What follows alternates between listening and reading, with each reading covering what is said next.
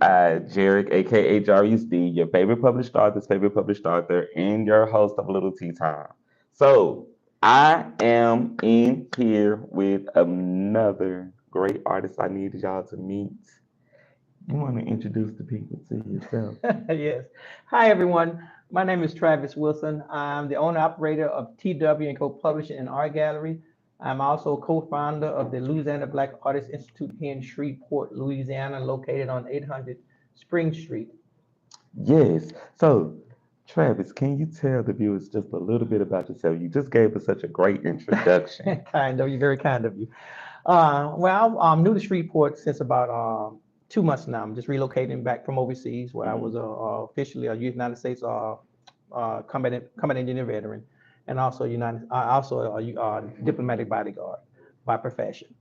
I'm here now in Shreveport because I fell in love with Shreveport because it's really a special place. And a lot of people don't know it's special because they live here and they don't see it, but I see it. So I was compelled to come here, after my career has ended. And so I'm just a little country boy that made it good and want to come back home and do something for his community. Did y'all hear that? This man does all of this and he came back to Shreveport? That part. So I met Travis, y'all, at Artish this summer. We were both being working this actual event, and he came over to my booth and just introduced himself, and his energy was amazing. He just gave off royal energy, and I was like, "Yep, he's perfect for a little tea time. He's perfect for a little tea time." And I had such a great weekend working with you guys, and just you just being you. You made me feel good just being in the spot with y'all that particular weekend. That was my first time doing artist as an artist. So you helped ease me into this whole groove with artists. So I wanted to thank you for that here on tonight's show. So, what inspired you to develop your idea to be an artist? Whew, that's a good question. I have no formal art training whatsoever. Mm, My particular art is photography. I am not trained. I have no educational skills on that. It's something that I got led into. I'm a spiritual man. I'm a Christian. So I got led into it by the Spirit when I came back to Shreveport in the beginning of May. And I was staying at Sam's Town Hotel, trying to figure out what I was going to do if I'm going to get an apartment, or really if I just wanted to retire completely and just move to the Dominican Republic. I got up that morning, did my little 6 miles, and I was outside running, and Spirit said, "Stop and take a picture." So my first picture was over at Sam's Town on Red River over Texas Street Bridge. And I kept on my daily jog, took some pictures, more pictures, got back to the hotel. I started playing around with my app, my photography app. And that's how this got started. I spent 13 days in Sam's Town. And by the time I got through those 13 days, I had created 27 pieces of art. Excuse me, the artwork which you saw at Juneteenth. mhm. And unbeknownst to you, that was my first taste of an art event ever in my entire life. So I was new to the whole situation. And I got in 3 weeks later. The deadline was May 15th. It was June 6th when I got in Mhm. because somebody saw what I had did, friend, and they took it to the whoever was over in charge of it, and they got me in at the last minute. And that's my first taste of artistry here in Shreveport. Wow. Wow. Yeah, unbeknownst to you, my first time. All right. Congratulations. So I also know that you are a published author. Can you tell us about your work? Yes, I started writing after 35 years. After I decided to come back home in 2023, I started. I didn't know what I wanted to do. And like I said again, I moved by the Spirit. The Spirit told me, Travis, it's time for you to start writing. Since you've been everywhere imaginable, your military career, your private social career. So write your story. And the only story that I knew is, about my life, my hardships, leaving home at 17, going to the military, going to foreign countries, didn't know languages, had no friends. And people don't understand when a young boy or young lady leaves home to join the military, it's a whole new adventure. Mhm. There's a plethora of situations you're dealing with, emotional wise, stability wise. it's astonishing what a soldier goes through, be it Mhm. male or female. And those journeys, being a combat war veteran, combat injured veteran, you see a lot and you travel a lot. And my stories were okay.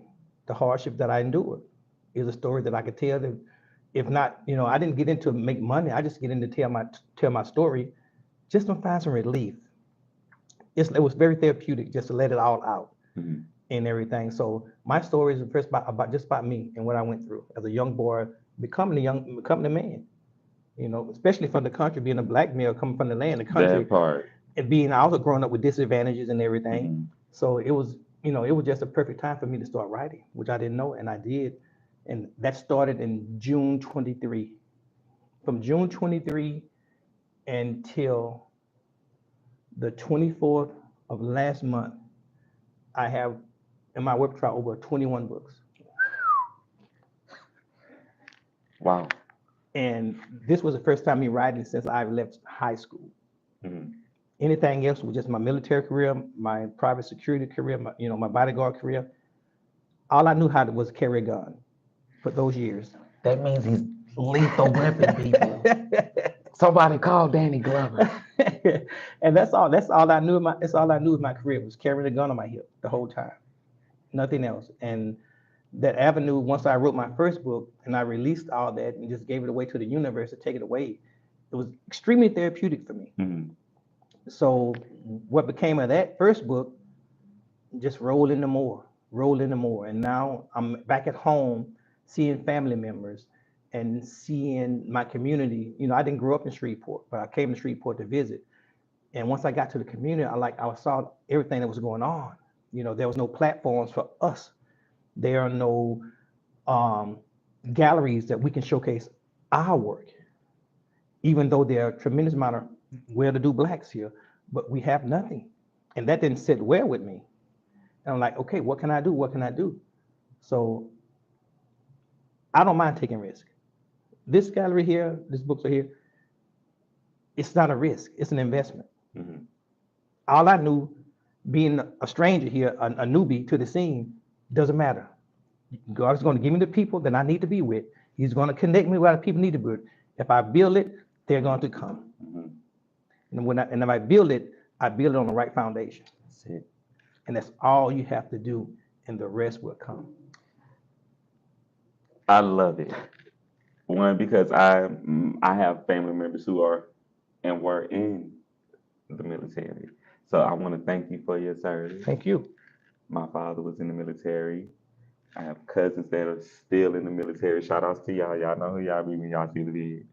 And it's amazing that we have someone like you who knows both sides, to being in the military and to being just a private citizen who is a working artist. How did you decide when to establish your brand as an artist? I didn't decide anything. The universe decided that for me. Mm. I was just receptive to it and everything. Cause when you're given time and when you're given stillness of mind, whatever the creator gives you, you need to use it. Amen. So I'm working on his time.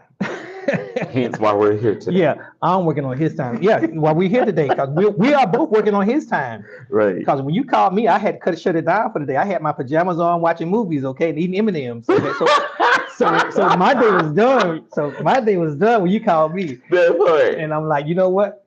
Hey, you call, I'm going to answer. Period. The end. Let's go. Okay, I'm excited about that. He interrupted his day just to come and do a little tea Absolutely, time. absolutely. I absolutely Thing love is, it. you have to be humble. When somebody shows you grace, somebody shows themselves friendly, you got to reciprocate. Yes, You have to reciprocate. yes, That's the basics. yes. It's very important in our community as working artists.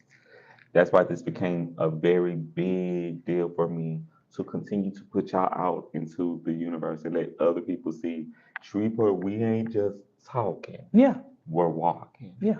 And over the last 3 years, I have had the opportunity to meet so many people just from my backyard, right here in my city, that are writers, actors, singers, poets. I'm looking like no one knows these people. There's too many hidden gems here. too many hidden gems Very much. in this place. And it's not because they don't want to get exposed, it's because the fear of being exposed. Because in this line of work, as an author and a writer yourself, you know you have to expose yourself. Yeah. Exposure is two-edged sword. It'll make you, it'll break you. So you got to pick your poison. Yeah. You got to pick your poison. So, but fear is not one kill of us. No. It's what you don't do Exactly. and the regret of not doing it. I have been blessed to do what I've done and to sit here today, even interviewing you. It showed me that I'm just doing my job. Absolutely. And I concur with that. It's just a part of me just fulfilling what I need to do while I have the time. So, perfect segue to this next question. How have your priorities changed since you started the business of art? My priorities changed. Well, I didn't have any priorities. I guess you per se. I was on my ego. I said, I'm done. Mm. I said, I was on my ego. I didn't have priorities. I was just on my ego trip. I was Mm. on my ego trip. I didn't have priorities. You could say my priority was just me trying to enjoy my life, figure out where I'm gonna live, or where I'm not gonna live, and just do me. But the creator, because I was headed to Dominican Republic after Juneteenth, but Mhm. he shut that down. He told me, no, it's not time for you to go nowhere. This is your place now. You need to be here. You need to build something of substance. Mhm. Because if I don't do it and we don't do it, no matter how small we start out, it's gonna always be in flux. We're never gonna have anything. So the resources that I have are his resources. So I'm spending those to build things for us. I might not get any residual effects immediately, but it's coming. It's coming. And I know it's coming. And that's we always put in our best all, no matter what, even if we can't see it, we're steady feeding the machine. We're steady feeding the machine. We're steady feeding that machine. So, but it's gonna come eventually. We just got to keep grinding at it. Yes. And it's not an overnight thing. Yes. So I'm gonna ask you a question that's not Please. on my itinerary here. Okay. Where are some of your travels taking you? Ooh, some of my travels, I'll say outside the purview of my military career, my private travels. I love Asia. I love Hong Kong, Malaysia, and Singapore. They're one of my favorite spots in the world. For people concerned, the culture, there's extreme amount of culture Mm. in everything. I tell America, we don't have 400 years of so-called history, not culture. We have history. We don't have culture. That's important. Yeah, and these other foreign lands were established way before we were, and they have culture, and there's a difference. Artistic culture, food culture. They have every single kind of culture in the Middle East, also in Asia, also in Eastern Europe, in Germany. So I love Italy. Italy is one of my favorite spots. Elba, where Napoleon presided, where they exiled him to the island of Elba. Beautiful. If I ever want to be exposed anywhere, put me in Elba. Put me in the castle on the Mediterranean. All right, that's king shit, people. Yeah, exactly. That's king shit. I like that. Absolutely like it. So, where was your favorite place you've been? Ooh, that's hard. That's hard. My favorite place I've been. Hmm. My favorite place, Germany. Germany is my favorite place. Frankfurt, Germany, for me. That was my headquarters in Europe. Frankfurt, Germany. I love Frankfurt, Germany. Great history, people. Um, the culture, which was pretty much similar to our black culture here, because they love the pig, they love the swine, so they love so the culture. So they are people of culture. They like to eat homegrown food, home cooked food. So really, they had southern. So it reminded me of that. So I love Germany so much with the cuisine and everything because it's similar to the country people. They love the pig. They can do the pig better than some blacks. Believe me, they can. All right, Germany, we see you. We see you, Germany. Shout outs to Germany when y'all get to tune into this show. Next question is, what challenges did you overcome on your journey? um, Fear, anxiety with my military career. Just a whole lot of fear to this newness, a new way of life. Even though it was my dream to go to Germany and everything to get out from the country life, because I didn't see myself being a student, be going to college. So even when you're living your dreams, there's also anxiety that comes along with that dream. And a lot of people don't realize that and everything. So uh, just a whole lot of fear of the unknown. But on top of that, just a whole lot of excitement. And all y'all, this adrenaline that pumps you when you get on that plane, you going over 5,000 miles of water. It's something totally different. And the culture is also, yeah, the culture differences. That's the hardest part to get a grasp. That's the hardest part, the culture differences. Okay. So next question up is what strategies did you use to first market your business? My strategies. This business is this guy is still in the infant stage. My strategy is uh, the artwork that I want to present, the books that I write. That was my strategy. Getting the product finished, getting a polished product, getting that ready. And then my second strategy was okay, find your spot. I've been blessed where I can maintain financially to find me a spot, and like I can get to the marketing and all that later. Normally, before you start a business, you have to have game plan. Mm-hmm. But this artistic thing is a little bit different. You can start out with your product, get your spot, then you can roll with it. It's a different animal. It is. Being an artist is a different breed. It really is, people. So then after you get your spot, okay, making your connections and seeing where you want to go with your artwork and everything. So, Yes. and once you figure that out, get the right connections and stay true to your product and stay true to you, you won't have no problems. All right. So y'all heard him say it. Just stay true to you. Just stay true to you. Few more questions. Please. How do you define success? Wow, that's a question. And I covered that in one of my books. I had a quote, and I can't remember my own quotes, and that's a shame. I define success about, I view success as a quality of life. Mm-hmm. The quality of life is not determined by the things we accumulate or consume in this life. The quality of life and the success of life is who you can help along the way in life and what Mm-hmm. positive you can bring to each individual that you meet. Yes. That's for me success. Yes. That's deep. That's deep. Next question. What's the best advice you can give to someone thinking about starting a business or pursuing their dreams? Be convicted in your own heart. Do y'all hear this? This man is preaching. He is preaching this evening. You need to be convicted in your own heart. Because if you're not convicted in your heart, you won't make it. You'll be tossed to and fro with everybody's opinion of what you should do, your family, your friends. Oh, it's not the time yet. You should be careful. You shouldn't put your money in there. I would do this if I were you. And the thing you have to realize, the people you're talking to, look at what they've accomplished. Why give credence to what they're saying if they haven't accomplished anything? So, and I listen to me.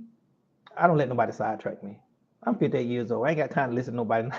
I know what I want. I'm gonna do what I want and everything. Because nobody understands your vision besides you and the creator who gave it to you. Mm. You're the only one to understand your vision, and the creator gave it to you. So you got to move like that. All right. Just felt like I just needed to hear that from me. It was for y'all, but I felt like that was for me. Wow. And being a young artist, I've been writing my entire life. I am now beginning to see my words have made an impact. I am now beginning to hear the very people who come to me and say, you should do this. You're leaving this out. So now I'm beginning to understand what you're saying, that this can become a thing where people will judge you based off of your work. And you can't let people rattle you. No, You gotta be steadfast in that and understanding that when I started the process of being a writer, I did not know that this is what I was gonna do. I literally had graduated from high school and I was sitting home for like the first 30 days and I was like, so what's next? And God said, right. And I was like, what? What would I write about? And hearing God's voice clearly again, right. I'm very happy that I listened. It's the reason why I don't not write. I have to write.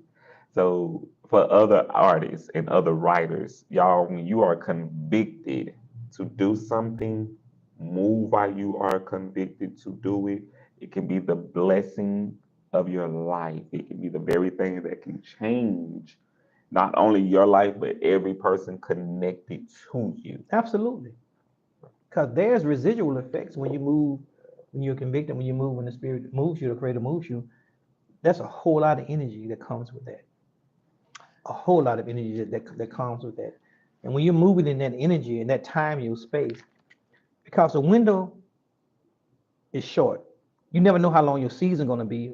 Once you get your assignment, you don't know how much time you have for that assignment. It could be a year, it could be 2 years. Your season is however long he wants you to. If you're moving in it, that's why I said in the beginning, you have to utilize your time when he gives it to you. When you have that stillness of mind, you have to use it wisely. Don't squander it. Don't get sidetracked. You know, people like to get sidetracked. No, I buckle down. I'll spend 16, 18 hours writing. Get up, take a shower, go to the gym for an hour and a half or two, eat something, take a nap for about 30 minutes, and get back to writing. Discipline. Discipline. It's all about discipline.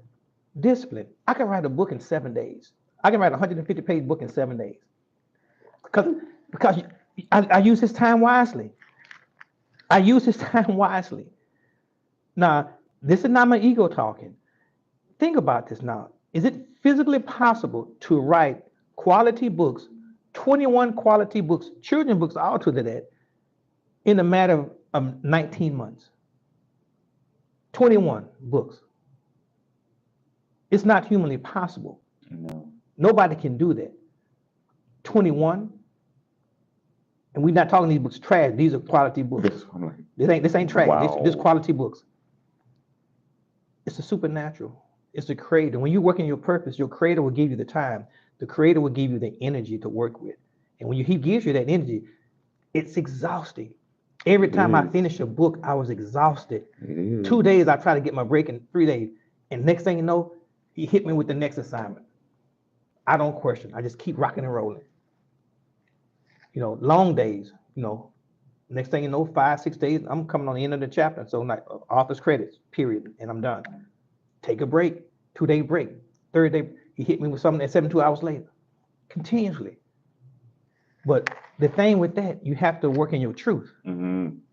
If you're not working in your truth, you can't do that. Because then it's fabrication, and that's not going to get you nowhere. You know, See, yeah, can't do it. that's why it takes so long for me to finish projects because I have to work in my truth and I can't. I just can't do it all in one day at one time. Yep. So you know, and he gives you the obstacles. I know it, you know, but you know, everybody ain't got the time like I do. But that's why, like, you know, I got my time because I deserve my time because I fought for my time. That's it. You just answered this question, but I'm going to ask you in a different form. Okay. What is your favorite quote and why? Ooh, see, now you put me on the spot. Now you put me on the spot. I promise you, every guest has asked this question. I'll probably be the first that can't answer you. Okay. I'll probably be the first one, so I'll probably be that anomaly that you don't get an answer for. All right, and that's okay. Oh my God. I really never live my life through quotes. I'm always, you know, to God be the glory for everything. And that says everything. I'm content in all aspects of my life. He said that's what he wants us to be. He wants us to be content in our lives. He wants us to be content in our lives. So with the scripture, let's always be content.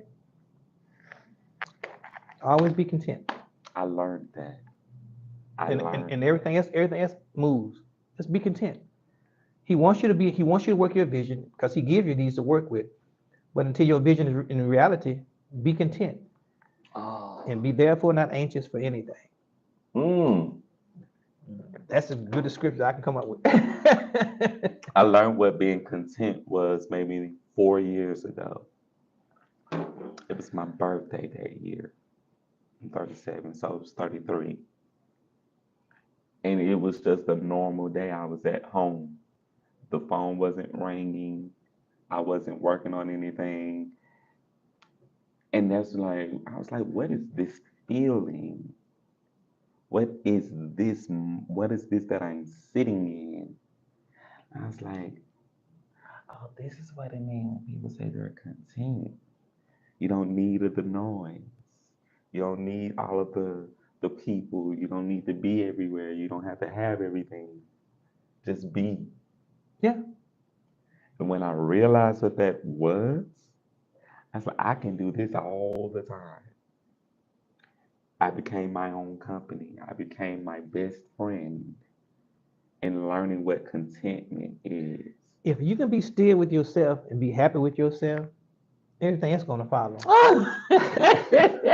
It's true. Everything else is going to follow. But we're scared to have those conversations with ourselves because those conversations are painful. They're hurtful.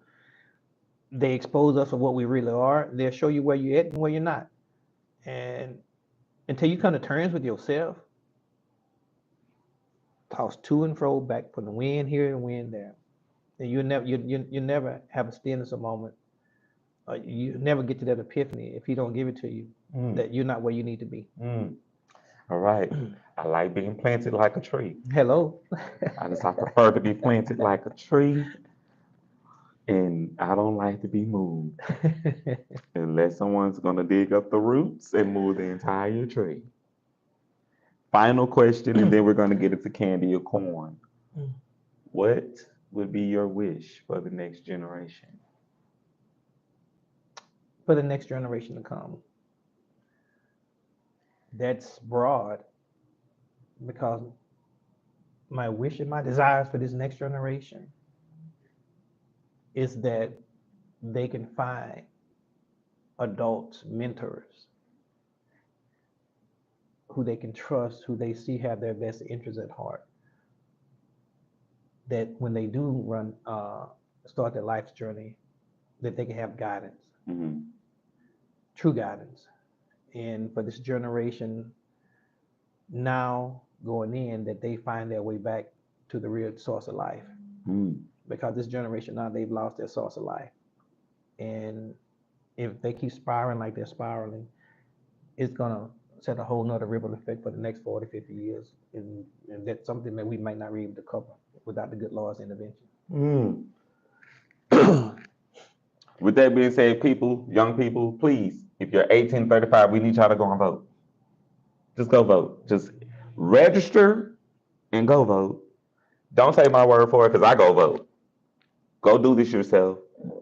Our ancestors fought for that and died for that. So please don't waste an opportunity or a moment. Go get shit together and go vote, okay, people? I say the shit that your cousins won't say. Go vote. All right, Mr. Trav, we are about to get into candy or corn. Okay. I am going to ask you about these candies. If you'd eat these candies, you could say candy. If you would not eat these candies, you could say corn. Corn, okay. All right, first candy up is Snickers. Candy. Next candy is Sour Patch Kids. What's my second option? Corn. All right, next candy up is 100 grams. Old school or the new school? Either Corn. that you prefer. Corn. All right. Jolly Ranchers. Candy. Peppermint Patty. Candy. M&M's. Extreme candy. Mike and Ike's. Corn. Skittles. Corn. Twix. Corn. And the final candy is candy corn. Corn. That's candy or corn. Thank you for playing.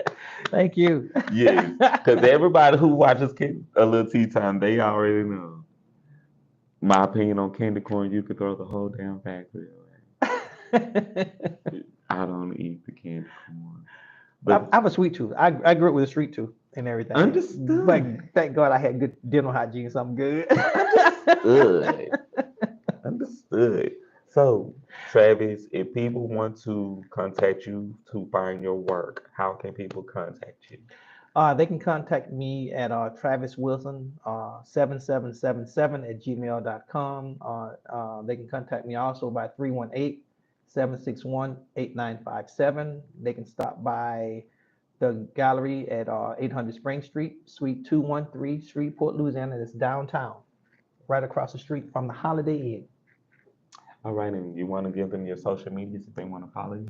I'm not set up for social media, and that's where you're going to come in handy because I need to get a YouTube channel too to get this thing rolling. So he just don't know he did his interview now, so I'm going to hire him to help me out. This is why I called you today, then. Something was I don't like, have I don't have a media footprint, and my family and my sister have to. You need to get a YouTube channel. But I'm like, okay, when it's time, I'll meet the right person to help me set it up. Hello, somebody. I'm happy I could be on this job today. It was coincidental that we did this, y'all. Like, we literally, I was at home working on one of my projects, and it was like, I need to interview him for a little tea time. That was at 3:45. You called me. And here we are. Yeah, here we are. We made it here at 4:20. So, this has been amazing. This has been a pleasure for me, a terrific honor. Thank you for calling me. Thank you for your platform. Because Shreveport needs it, other artists need it. They need to get put, they need to be out there. They need to be seen. They need and be showcased. And I'm grateful. I'm honestly grateful for you because when I came over Juneteenth, I like I'm going over. I'm meeting everybody who I think need to be met. You're the first thing I stopped by. That part. Y'all hear that shit? The first thing I visited. I visited. I'm in a place where now what I do is beginning to humble me more because people are beginning to recognize me more. And so it humbles me that even with what you just said, I didn't realize like this was bigger than me. It's bigger than me. I just want to do what I need to do while I have the time to do it. It's became my assignment. And I've been in this season for now 9 seasons. And see, like I say, the time he gives you, you operate in your season. You operate in your season. And what people don't realize, true artists realize, it's not about you. It's about a legacy. This gallery is not about me. My books, it's not about me. It's a legacy for my kids. It's a legacy for my family. It's a legacy for my community. And I always knew I had to do something. I didn't know what. Just self-serving and serving others, protecting people out in the country. It's wonderful. It's a great experience. That's my core energy is to serve and everything. But now my core energy is to serve more on a local level since I did the global thing. Mm-hmm. I'm back home on the local level, which we desperately need to serve the homegrown grassroots movement and everything. And this is not about me. None of this is about me. It's about our community. Yes. So the true service is sacrifice. And artists sacrifice money, they sacrifice time. Amen. They get bullied, Amen. they get belittled. Amen. And that's why we're downtrodden sometimes, but we keep going because it's a bigger picture and it's not about us, and we get the picture. Yes. Travis, I want to thank you for taking out of your time. No, thank you. Come on. Thank you, Lil Tea Time today. Thank you. This has been awesome. It has been a pleasure to have you here. Y'all, continue to pay attention. This man is great. He's doing fantastic things, and we want to continue to pump him up into our community here and what he's doing in Shreveport. Now, y'all know what I say before I go. Opportunities knocking. You matter. Let's build and go higher, Shreveport. And remember to be great on purpose and not by accident. The future is now. I am Jarek, aka JRUSD, your favorite published author's favorite published author, with tonight's guest, Mr. Travis Wilson. We will see y'all around Shreveport. Y'all take care. Be well. Love you guys. Thank you. Got it. That was great.